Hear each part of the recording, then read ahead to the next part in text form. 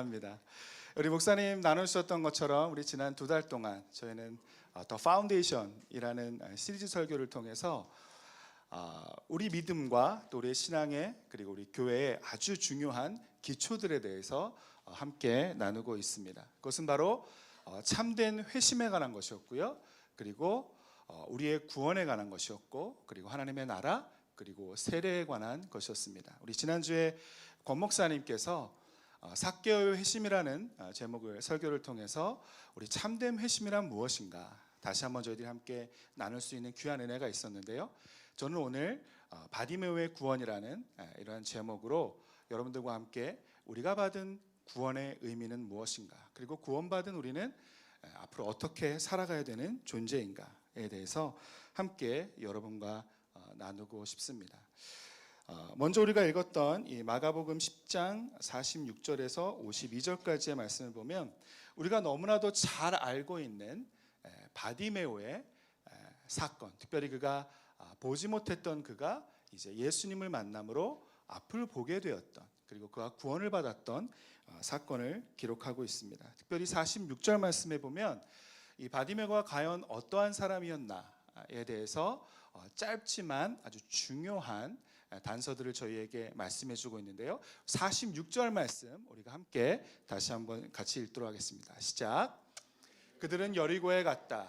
예수께서 제자들과 큰 무리와 함께 여리고를 떠나실 때에 디메오의 아들 바디메오라는 눈먼 거지가 길가에 앉아 있다가, 바디메오라고 하는 이 이름의 뜻은 Ben of Dimeo, 그래서 디메오의 아들이라고 하는 그러한 뜻이에요. 특별히 46절 말씀에는 이 바디메오라고 하는 이 사람이 앞을 보지 못하는 그러한 시각장애를 가지고 있었던 거지였다라고 기록을 하고 있습니다. 그의 아버지의 이름에도 있고 그의 이름에도 들어가 있는 이 디메오라고 하는 이 단어는 명예롭다, 명예, 이런 뜻을 가지고 있는 단어예요. 정말 명예로운 인생을 살아가기를 소원하면서 그의 아버지로부터 받은 이름이었지만, 그러나 바디메오는 그의 이름과는 달리 전혀 명예롭지 못한, 적어도 우리의 인간적인 눈으로 보면 아주 불명예스럽고 또 아주 수치스럽고 아주 멸시를 받는 그러한 삶을 살던 사람이었습니다.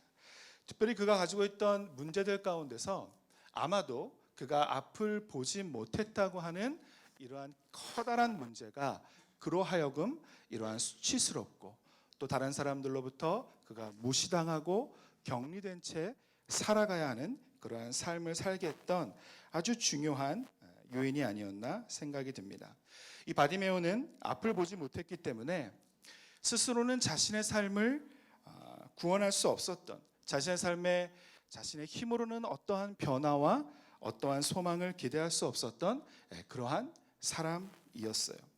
다시 말하면 바디메오는 스스로는 자신을 구원할 수 없는, 그래서 자신 바깥으로부터 자신을 구원해 줄 절대적인 구원자가 필요했던 그러한 사람이 바로 이 바디메오라고 하는 사람이었다라고 하는 것이죠. 그런 바디메오에게 이제 예수님께서 구원자로 그의 인생 가운데 찾아가시는 것을 볼 수 있습니다.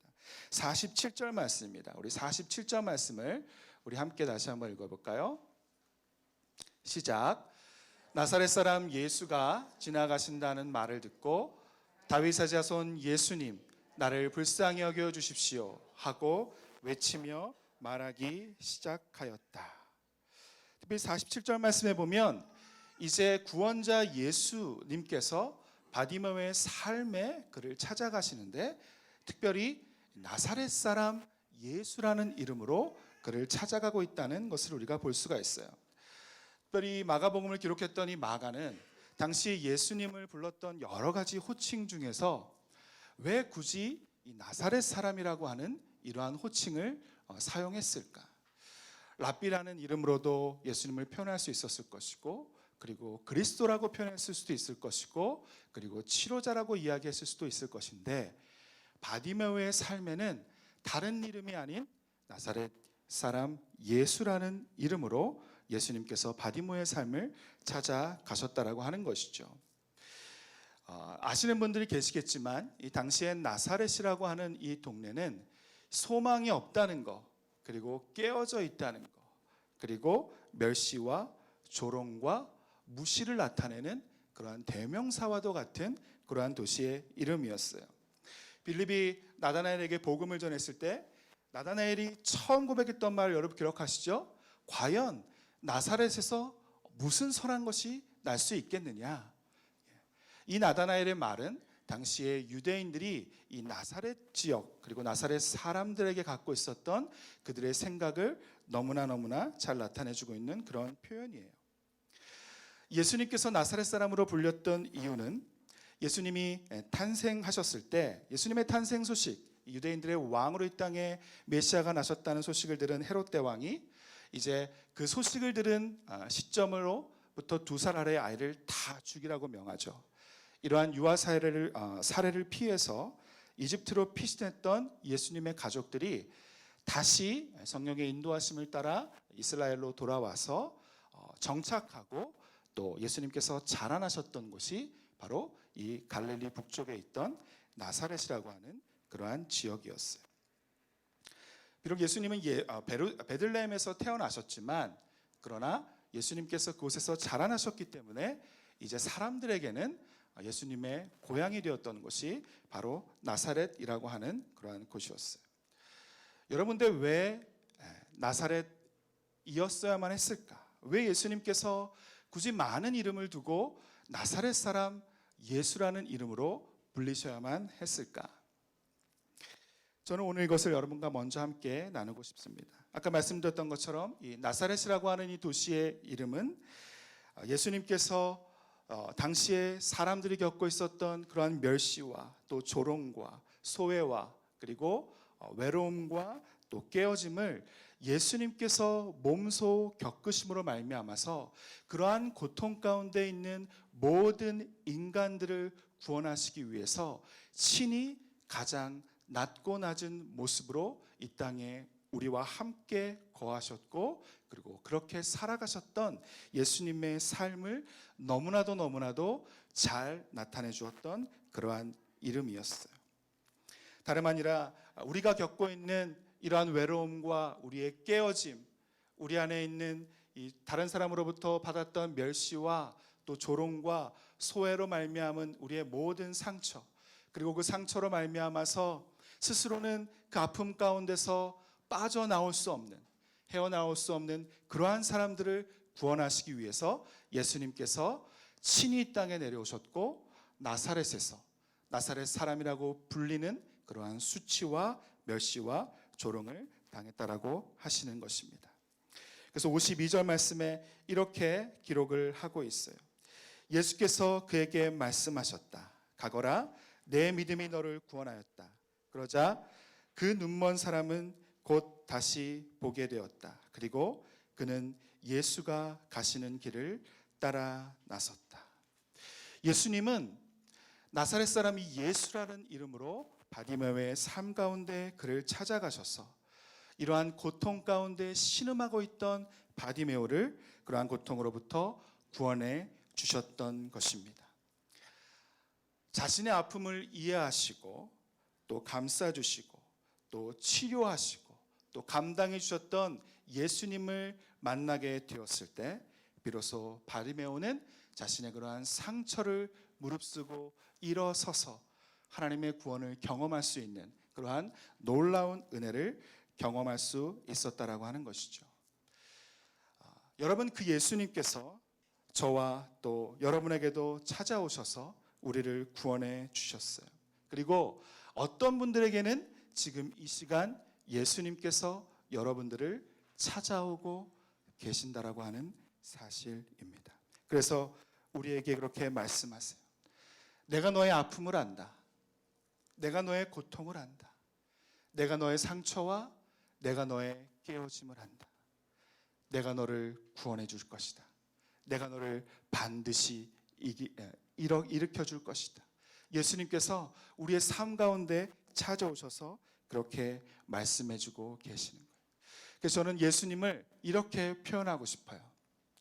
인생의 엘리베이터가 되어주시는 예수님이다.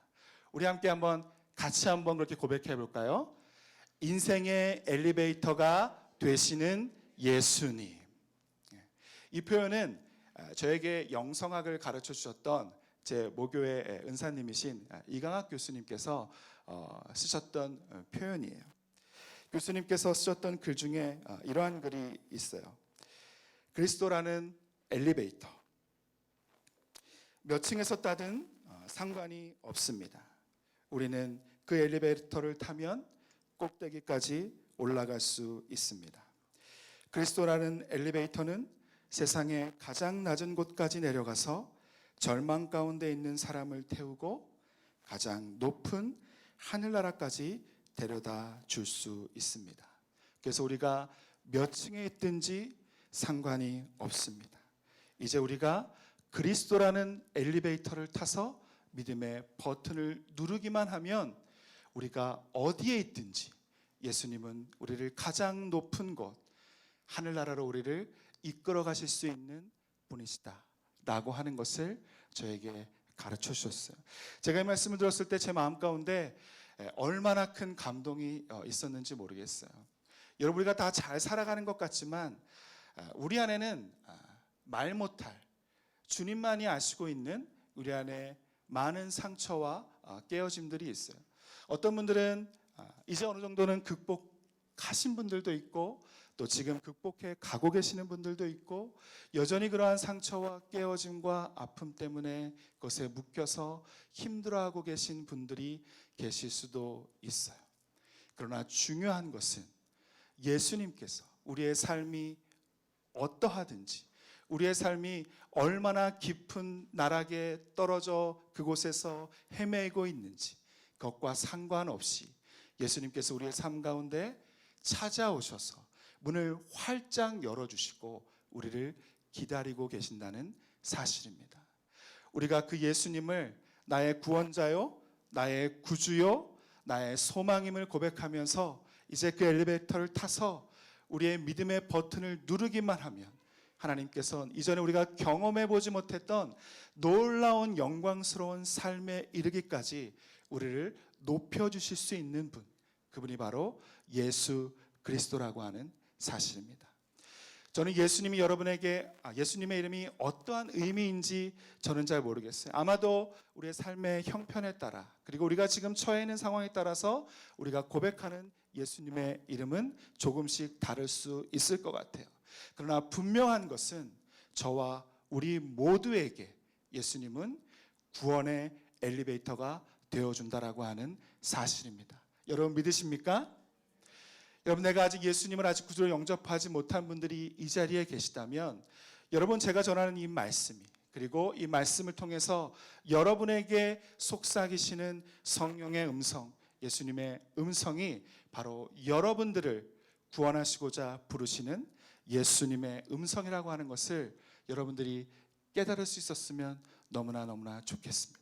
그리고 이제 그 주님을 내 마음속에 구주로 영접하는 일들을 이제 이후로 미루지 않고 지금 이 시간 여러분들이 예수님을 구주로 영접하고 다시 거듭나고 주님께서 그 이름으로 말미암아 우리에게 주시는 구원의 놀라운 은혜와 감격과 기쁨을 충만히 받아 누리는 우리 모두가 되었으면 좋겠습니다. 지금 바디메오는 예수님을 향한 자신의 고백으로 이러한 믿음의 버튼을 누르고 있는 것이죠. 다윗의 자손 예수여, 나를 불쌍히 여기소서. 내가 사람들 앞에는 불쌍히 여김을 받지 못했지만, 내가 사람들 앞에는 무시와 조롱을 받았지만, 그러나 다윗의 자손으로 오신 예수님, 당신이라면 나의 삶을 치료하실 수 있습니다. 나의 삶은 구원하실 수 있습니다. 나의 삶을 새롭게 하실 수 있습니다. 지금 바디메오가 그렇게 믿음으로 고백하면서 엘리베이터의 버튼을 누르고 있는 거예요. 그리고 그 결과는 우리가 너무나도 잘 알고 있는 것처럼, 그리고 52절에 기록하고 있는 것처럼 그가 구원을 받았다라고 하는 사실입니다. 오늘 우리가 구원자이신 예수님을 우리의 믿음으로 찾고 부른다면 예수님 우리의 삶의 상황과 형편이 어떠하든지 우리를 구원하시고 우리를 회복하시고 우리를 새롭게 하실 줄 믿습니다. 오늘 그 은혜를 경험하는 저와 여러분이 되었으면 좋겠어요. 그리고 제가 오늘 말씀을 통해서 여러분과 나누고 싶은 세 번째 것은 바디메오의 구원을 통해서 우리가 깨닫게 되는 이 하나님의 은혜가 과연 어떤 것인가 라고 하는 것입니다.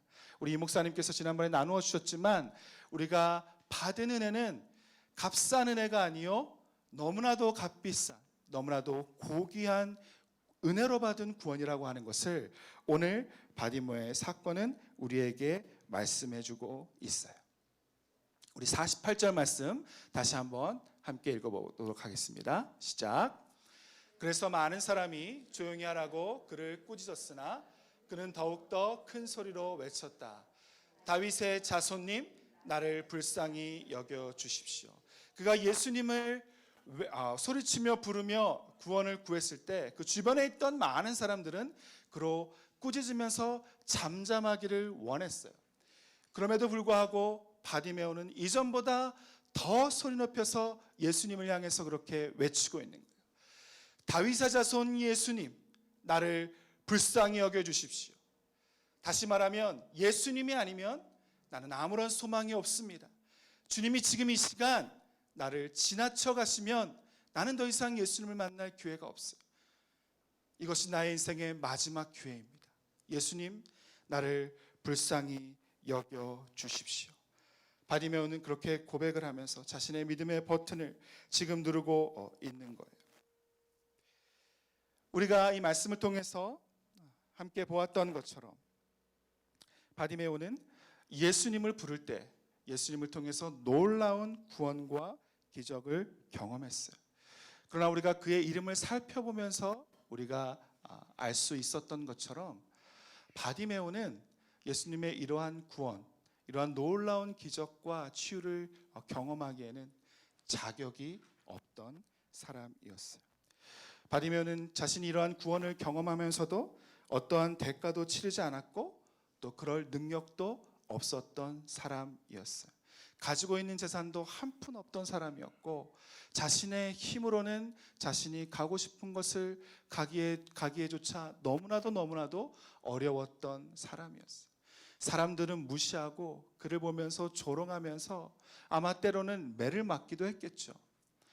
얼마나 비천한 삶이었습니까? 어떻게 그런 그에게 이러한 놀라운 구원을 받을 수 있는 자격이 있었겠어요.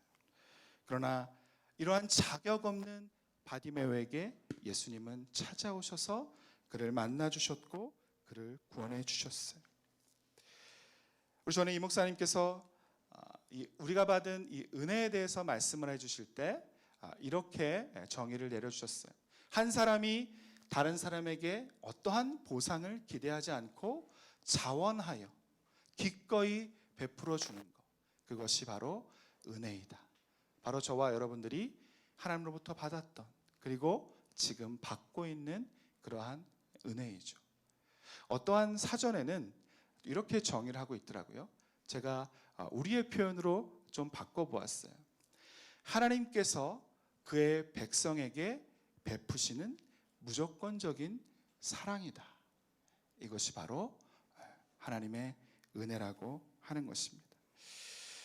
우리가 누리고 있는 이 하나님의 사랑, 이 하나님의 은혜는 받을 자격이 없는 자에게 그 상황과 조건과 상관없이 무조건적으로 언컨디셔널하게 우리에게 베풀어 주시는 그러한 사랑이 바로 하나님의 은혜라고 하는 것. 그래서 우리가 받은 은혜는 하나님의 사랑의 선물이라고 우리가 고백하게 되는 것이죠. 바디메오는 자신이 보게 되는 이러한 놀라운 기적과 구원을 받기에 아무런 자격이 없는 그런 사람이었어요. 그럼에도 불구하고 그가 이러한 구원을 경험할 수 있었던 유일한 근거는 그의 믿음에 있었던 것이 아니라 이러한 구원을 베푸시는 예수 그리스도 하나님께 있었다라고 하는 사실입니다.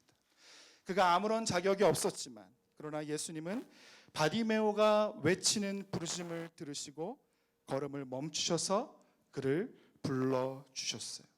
우리가 이 말씀을 자세히 살펴보면 처음에는 바디메오가 간절하게 예수님을 찾는 것을 우리가 볼 수가 있죠. 여러분들 말씀을 한번 잘 보시면 이제 어느 순간 바디메오가 아니라 예수님께서 바디메오를 찾고 계신다라고 하는 것을 우리가 볼 수 있어요.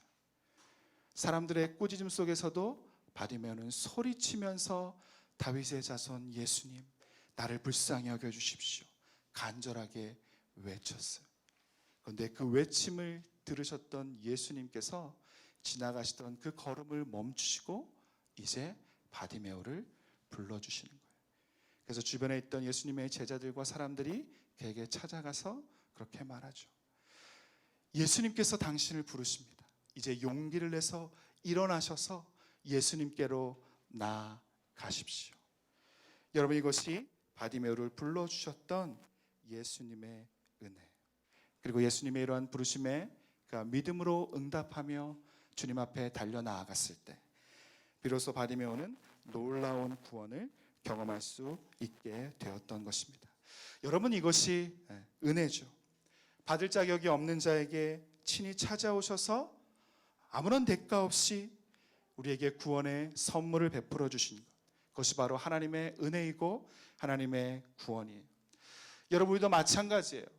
우리가 간절히 주님을 찾는 것 같지만 그러나 주님께서 먼저 우리를 찾으셨기 때문에 우리가 주님의 부르심에 응답할 수 있었다라는 것을 우리는 반드시 기억해야만 하는 것이죠.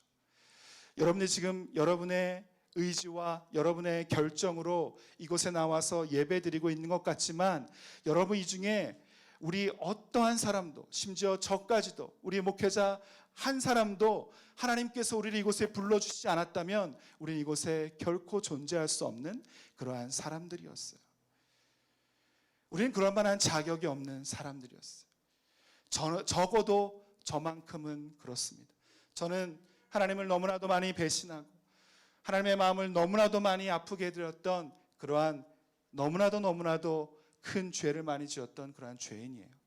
그럼에도 불구하고 하나님께서 저를 목사로 세워주셔서 지금 이 자리에 여러분과 함께 주님을 예배하며 하나님의 생명의 말씀을 나눌 수 있는 놀라운 특권을 저에게 허락해 주셨어요.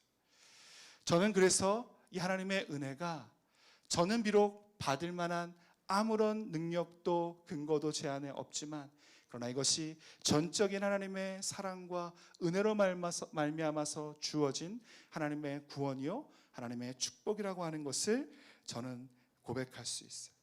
여러분도 그렇게 고백하시나요? 하나님께서 여러분들 이곳에 불러주셨다고 여러분 고백하십니까?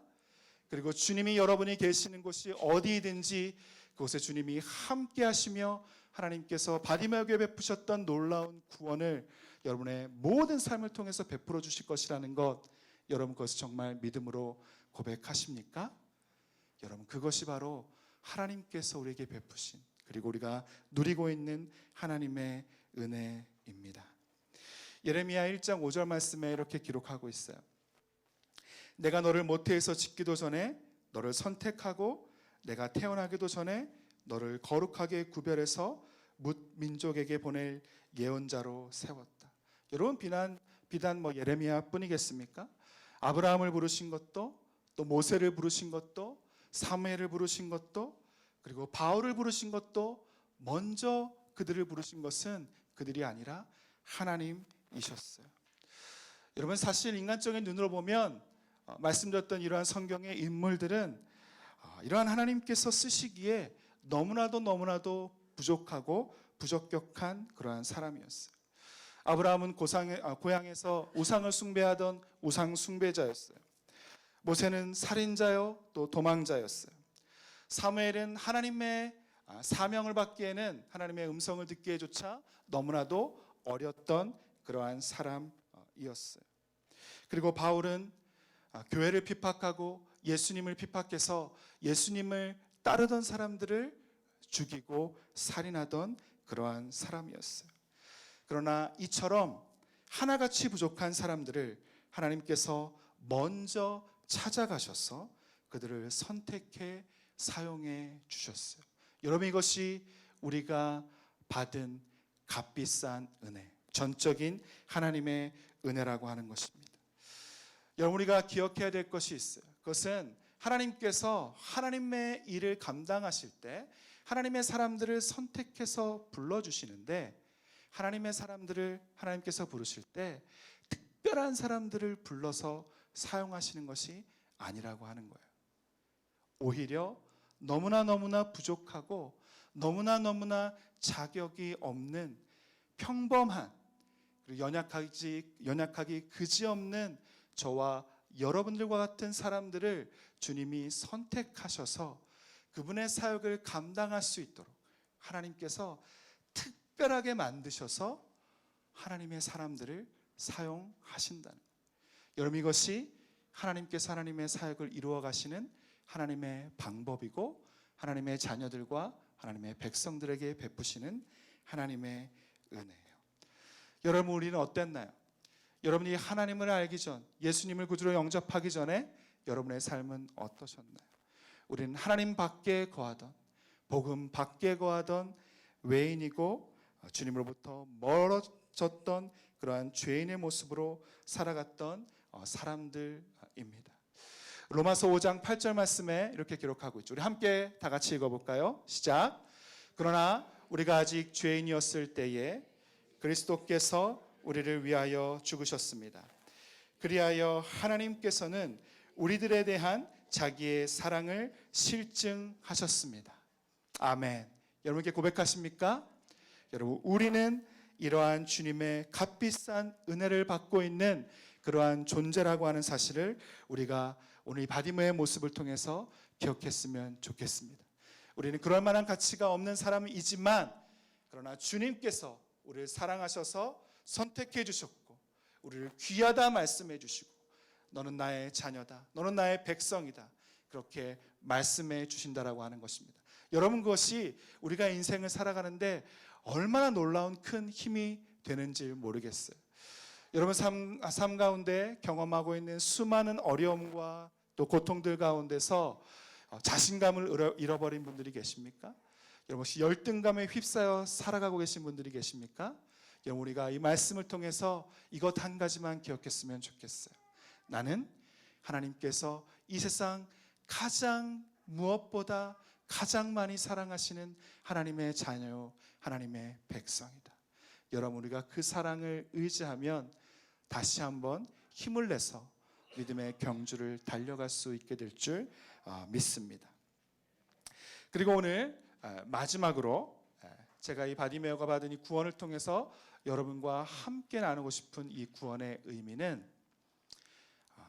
우리가 구원을 통해서 우리의 삶의 목적을 발견하게 된다라고 하는 거예요. 다른 표현으로 하면 바로 우리의 구원은 목적이 있는 구원이다라고 하는 것입니다.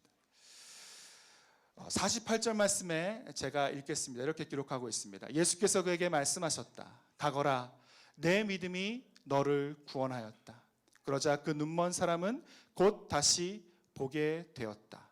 그리고 그는 예수가 가시는 길을 따라 나섰다.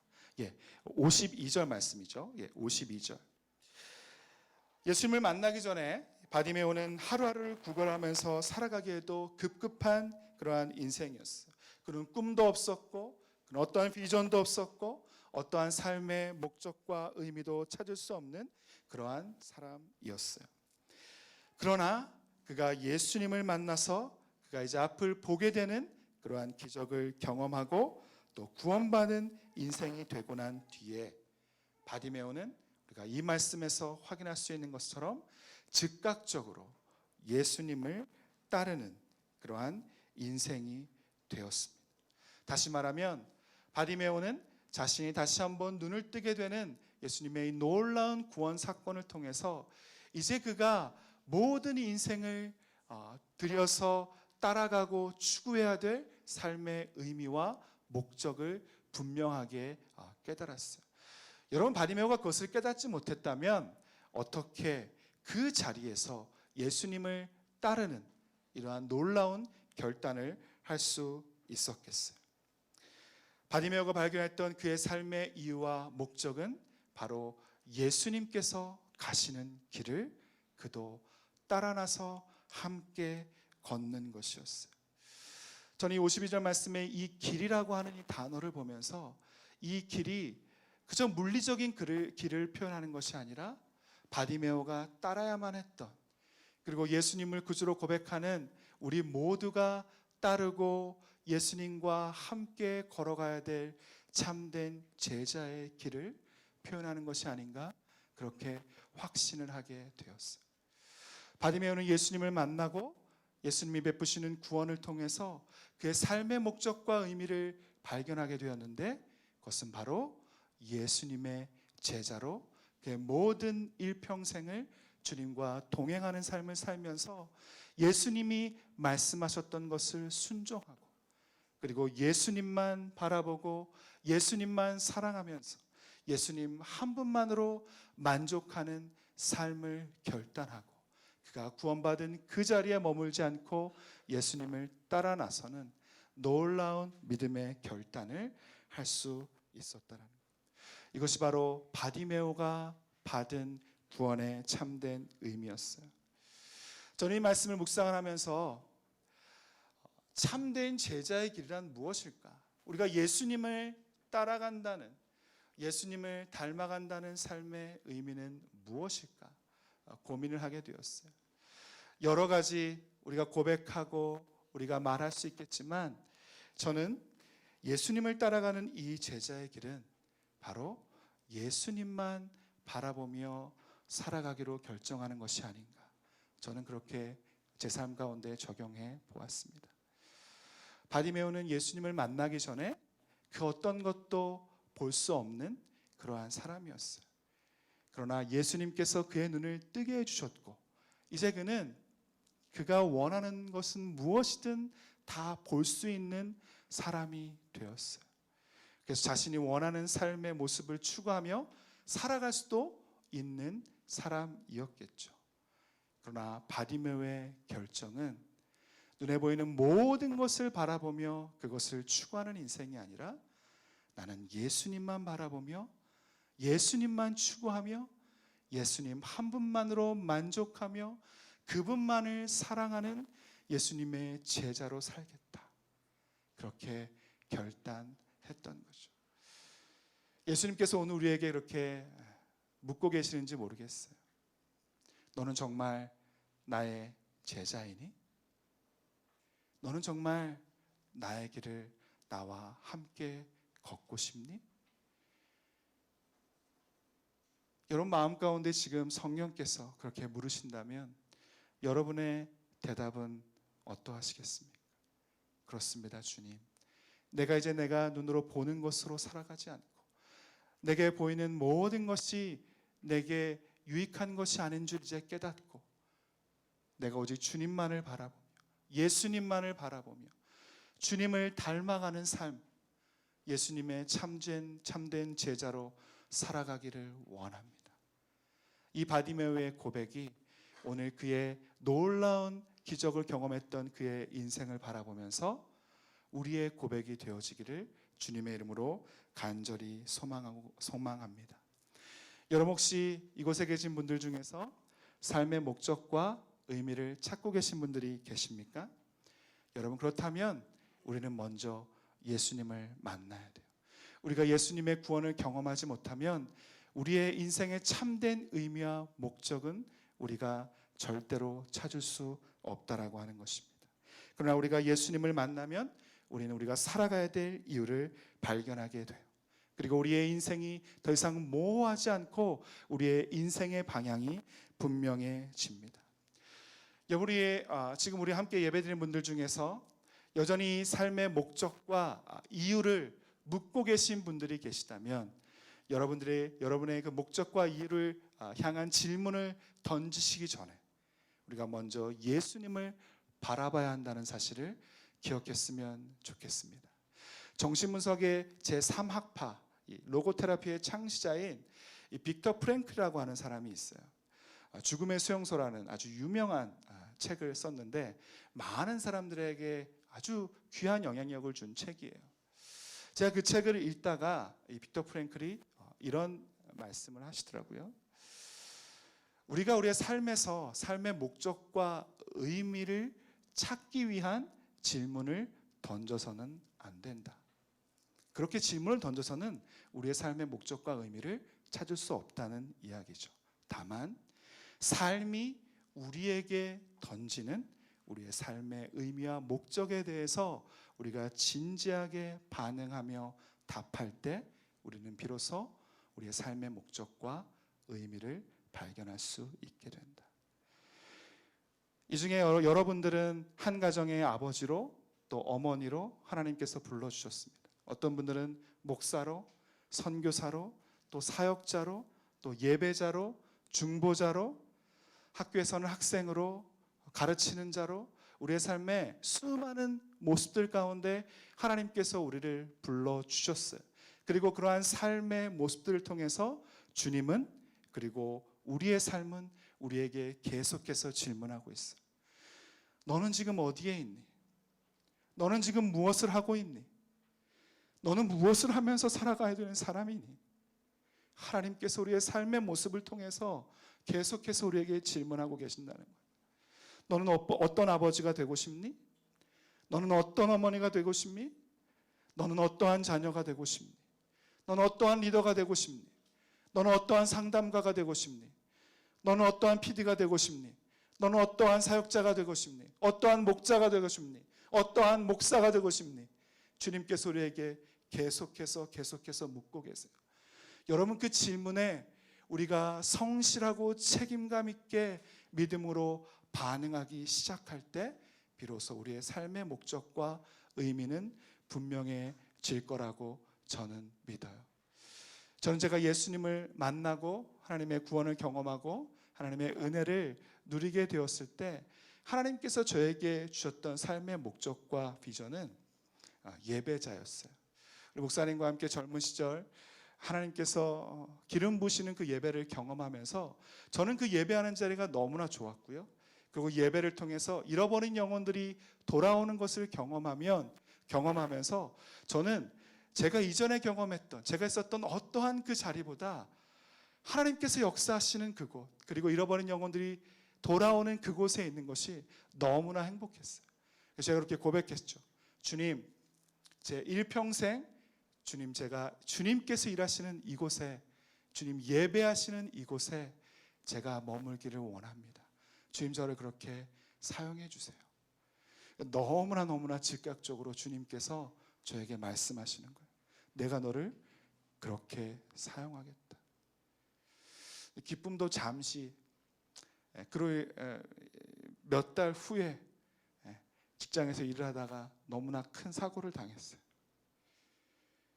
혼자 힘으로는 일어설 수 없는 3개월 동안을 침대에서만 누워서 지내야만 했던 시간이 있었어요. 그 시간을 통해서 매일매일 저는 하나님 앞에 물었어요. 하나님, 주님께서 저에게 이러한 소망을 주셨고 저의 삶을 그렇게 쓰시겠다고 약속하셨는데 의사는 이제 저의 힘으로 혼자 서지 못할 것이라고 이야기합니다. 하나님, 제가 어찌 사람들 앞에서 주님을 예배할 수 있겠어요? 설사 그럴 수 있다고 해도 주님, 저는 목발을 짚고 사람들 앞에 서고 싶지 않아요. 제 연약함을 사람들 앞에 드러내고 싶지 않습니다. 3개월 동안 매일매일 그 고백으로 주님 앞에 나아갔던 시간이 있었어요. 그런데 어느 날 하나님께서 말씀으로 제 삶 가운데 찾아오셨어요. 이사야 43장의 말씀이었어요.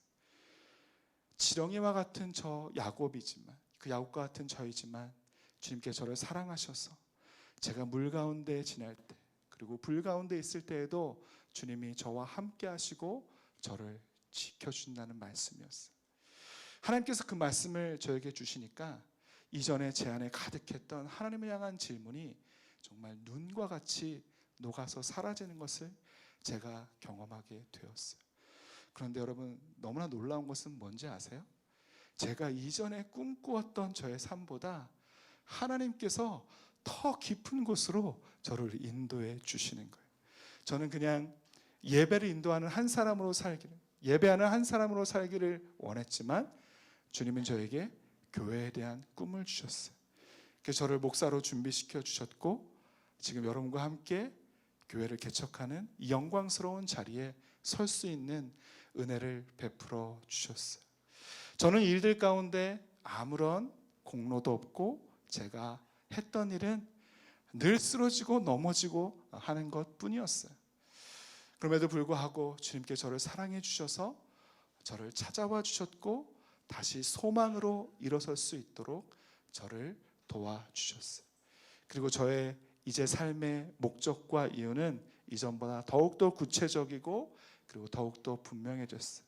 그것은 이 땅에 하나님께서 기뻐하시는 하나님의 교회들을 세워 가시는 거예요.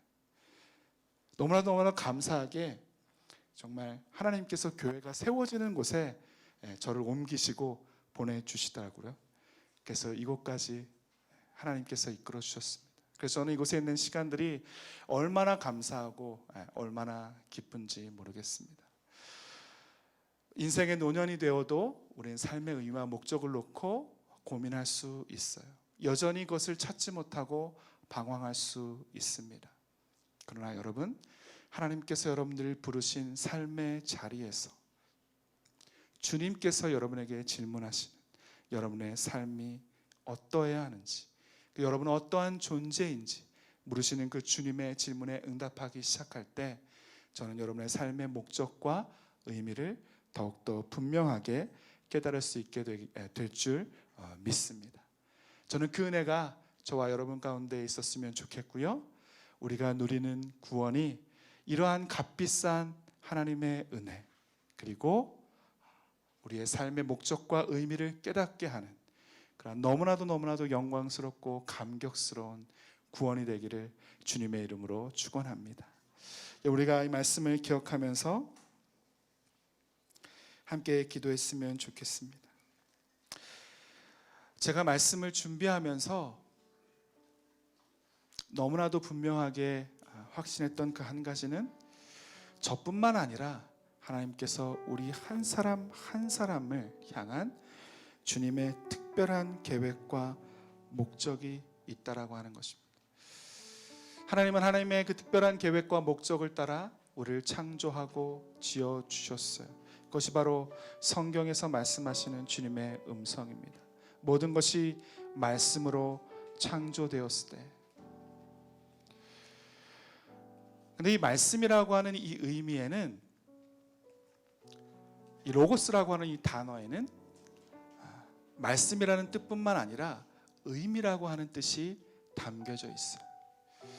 여러분, 모든 만물이 그리고 우리의 삶이 이 하나님의 말씀으로 창조되었다면, 그러면 그것은 아마도 하나님께서 우리의 삶에 우리 각자에게 주시는 특별한 목적과 의미를 부여하셔서 우리를 창조하셨다는 그러한 말씀의 의미가 될 거예요. 그리고 그것을 주님은 찾기 원하십니다. 우리가 경험한 예수님의 구원을 통해서 저는 우리의 삶의 의미와 목적을 더욱더 구체적으로 찾아가기를 원합니다. 이 시간 함께 같이 말씀들을 기억하면서 우리가 기도할 때 여러분 한번 눈을 감아 보시겠습니까? 그리고 지금 이 시간 성령께서 여러분에게 말씀하시는, 또 여러분에게 들려주시는 주님의 음성을 한번 들어보셨으면 좋겠습니다. 너는 나의 사랑하는 딸이다. 너는 나의 사랑하는 아들이다. 세상 그 무엇과도 바꿀 수 없는 나의 가장 귀한 존재이다. 내가 너를 사용할 것이다. 내가 너에게 주었던 삶의 의미와 목적을 내가 깨닫게 해줄 것이다. 이 시간 함께 기도할 때 하나님, 자격이 없던 우리들을 주님께서 먼저 찾아와 주셔서 우리를 구원하여 주셨는데, 하나님이 놀라운 구원의 감격과 은혜를 삶의 여러 가지 상황과 고난을 경험하며 우리가 잃어버렸습니다. 주님 용서하시고 이제 다시 주님 그 은혜를 회복하기를 원합니다. 주님이 나를 어떠한 눈으로 바라보시는지, 주님이 나를 얼마나 고귀한 존재라고 말씀하시는지 주님의 그 음성을 듣기를 원합니다. 하나님, 세상 사람들은 저를 멸시하고 조롱하는 말들 했지만 하나님, 심지어는 나 자신조차도 내가 그렇게 귀한 자임을 잊고 살았지만 주님, 이제는 내 안에 있는 수많은 소리들을 잠재우고 주님의 음성을 듣기를 원합니다. 이 시간 그 주님의 음성을 우리가 믿음으로 들으며 반응하며 주님 앞에 다시 한번 우리의 삶을 올려드렸으면 좋겠습니다. 나의 삶에 찾아와 주신 주님 감사합니다. 그 문을 열어주시고 주님, 내가 이제 그 가운데 들어가기를 원하시는 주님, 이제 우리의 구원의 엘리베이터가 되신 주님 앞에 주님, 우리가 믿음의 버튼을 누르며 주님 안으로 들어가기를 원합니다. 주님, 다시 한번 주님 안에 거하기를 원합니다. 주님, 나의 발걸음을 인도하여 주옵소서. 이 시간 주님께서, 성령께서 인도해 주시는 대로 우리가 믿음의 고백을 드리며 주님 앞에 나아가기를 원합니다. 함께 같이 기도하겠습니다.